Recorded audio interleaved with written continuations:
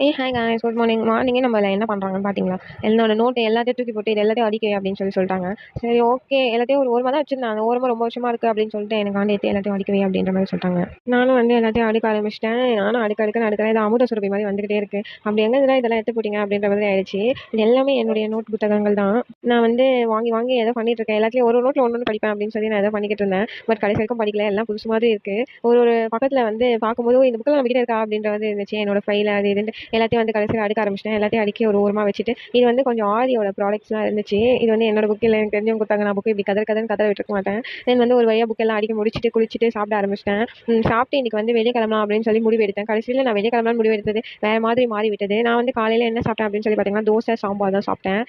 காலையிலேயே வந்து சுட சுட சாம்பார் வந்து எங்கள் வீட்டில் செஞ்சுருந்தாங்க. ஸோ வந்து நல்லா தான் இருந்தது. அதனால வந்து எங்கள் டாடி என்கிட்ட நின்று பேசிட்டு இருந்தாரு. அவர்கிட்ட பேசிட்டு தோசை சாம்பார் சாப்பிட்டேன். ஒரு டெலிவரிக்கு கால் வந்து வரணும் அப்படின்னு சொல்லிட்டு அவர்கிட்ட போய் கொரியர் வாங்கிட்டேன். இந்த ட்ரெஸ் எதுக்கு தான் ஆர்டர் போட்டேன்ற மாதிரி ஆயிடுச்சு. குவாலிட்டி வைஸ் நல்லாவே இல்லை.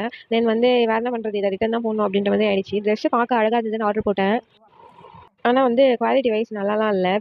நார்மலாக இப்படி பார்க்கும்போது நல்லாயிருக்கு. பட் வந்து ரொம்ப தின் லேயராக இருக்குது. தின்னு வளரிக்கிட்டு இருக்கேன். தின் லேயராக இருக்குது. அதை வந்து நம்ம வந்து இப்படி கை வச்சு பார்த்தாலே அப்படியே தெரியிற மாதிரி இருக்குது. இந்த மாதிரி ட்ரெஸ் எதுக்கு நம்ம வாங்கணும் அப்படின்ற மாதிரி காண்டாயிடுச்சு. சரி ஓகே, ஒரு வழியாக வந்து இது வேலைக்கு ஆகாது இந்த ட்ரெஸ் அப்படின்னு சொல்லிட்டு நம்ம வெளியே கிளம்புறோம் மார்னிங்கே சொன்னோம். ஸோ கிளம்ப ஆரம்பிச்சிட்டோம். இந்த அவுட்ஃபிட் எனக்கு எப்படி இருக்குது அப்படின்றத வந்து மறக்காமல் கமெண்ட்டில் சொல்லுங்கள். நான் வந்து வெளியே போகிறோம். நான் 2 o'clock செம்ம வெயிலாக இருக்கும். ஸோ வந்து நம்மளோட ப்ரொடெக்ஷன் எல்லாத்தையும் போட்டுட்டு கிளம்புனா மட்டும் தான் நம்ம கரெக்டாக இருக்கும் அப்படின்னு சொல்லிட்டு நானும் எல்லாத்தையுமே போட்டு கிளம்ப ஆரம்பிச்சிட்டேன்.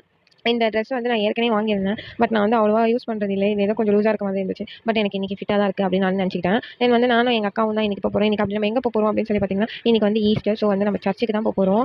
ஈஸ்டர் அன்றைக்கி வந்து சர்ச்சுக்கு போகிறதுக்கு நாங்கள் வந்து பஸ்ஸில் தான் போகணும். அதனால் வந்து எங்கள் அக்கா கூட வந்து போகலாம் அப்படின்னு சொல்லி முடிவு போகிற வழியில் பஸ்ஸே எடுத்துச்சு. சரி ஓகே கொட்டி போவோம் அப்படின்னு சொல்லிட்டு ஃபஸ்ட்டு சிப்ஸும் வாங்கி சாப்பிட்டேன். தென் வந்து அவ்வளோ தான் நம்ம நார்மலாக சாப்பிட்றது என்ன, அது பேர் மசாலா பூரி, அப்புறம் வந்து ஒரு மஷ்ரூம். எங்கள் அக்காவுக்கு வந்து ஒரு மஷ்ரூமாக எனக்கு ஒரு மசாலா பூரியும் வாங்கினேன். பட் அவள் சாப்பிடும்போது எனக்கு வந்து மசாலா பூரி வரவே இல்லை. அதனால் அவள் எடுத்து சாப்பிட்டுக்கிட்டு இருந்தேன் எனக்கு கொஞ்சம் நேரம். தென் வந்து ஒரு வழியாக என்னோட மசாலா பூரி வந்துச்சு. மசாலா பூரியும் ஒரு சாப்பாடு இது வந்து சாப்பாடு கிடையாது, சும்மா ஸ்நாக்ஸ் மாதிரி. வெளியே போயிருந்தோம், கொஞ்சம் பசியாக இருந்துச்சு அதனால். ஆனால் நாங்கள் இதை பண்ண ஃபன்னு தாங்கவே முடியாது. ஒரு பஸ்ஸுக்காக அலப்பறை பண்ணிட்டு எதோ பண்ணிக்கிட்டு நான் பாட்டுன்னு ஓடிக்கிட்டு இருந்தேன்.